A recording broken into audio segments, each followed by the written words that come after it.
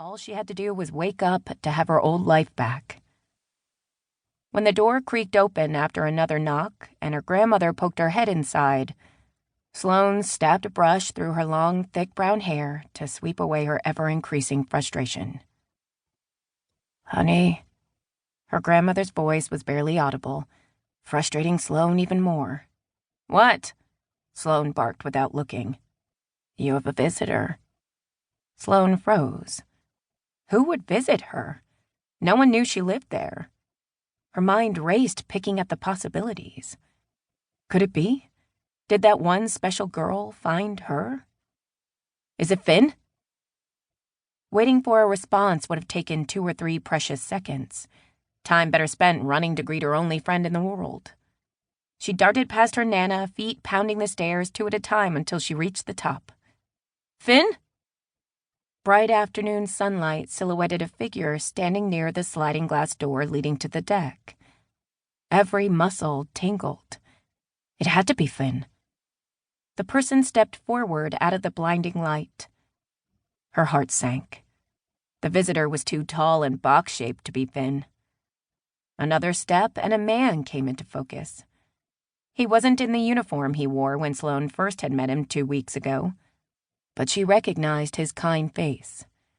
His jeans and olive green twilled jacket worked well with his chiseled, light-skinned jaw and trimmed auburn hair.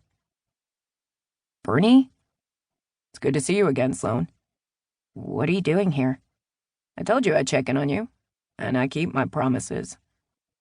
He closed within a step and placed both hands on her shoulders. The night of the accident, she wasn't sure how long she'd lingered roadside before Bernie scooped her into his arms and placed her in the back seat of his patrol cruiser. Numbed by watching the wreckage of her family car burn with their parents' bodies still inside, she'd welcomed his comforting arm while the fire trucks drenched the flames. As paramedics tended to the cuts on her hands she'd sustained when she failed to pry her mother loose from the devastation, he gave her a reassuring nod. When she refused to ride in the CPS woman's car, he drove her to the emergency foster care home. And before he left, he'd kneeled in front of her and promised to check on her when he could.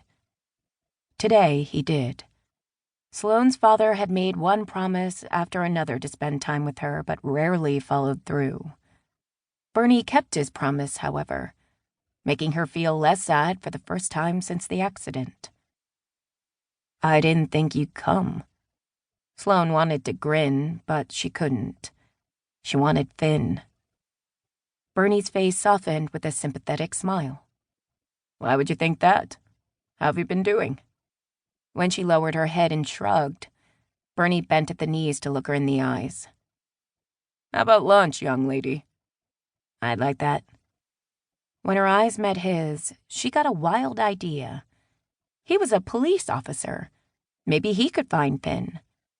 But before she could ask, her Nana's voice wheezed from the top of the stairs.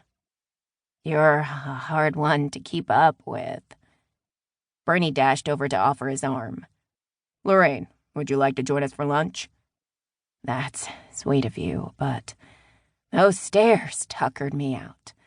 Why don't you two go for a bite at the Tap? It's right down the street." Phew. The last thing she wanted was an annoying grandmother around when she talked to Bernie.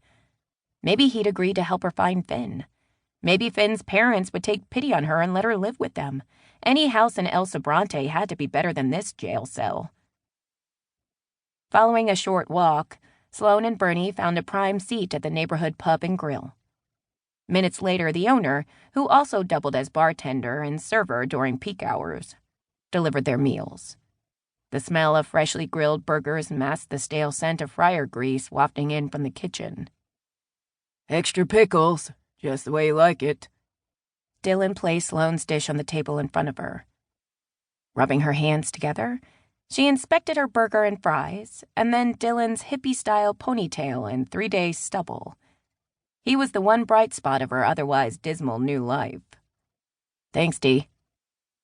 Dylan paused, cocked his head a few times as if shaking his memory loose, before laying the other plate down. "And extra fries for Officer Bernie." "Excellent memory."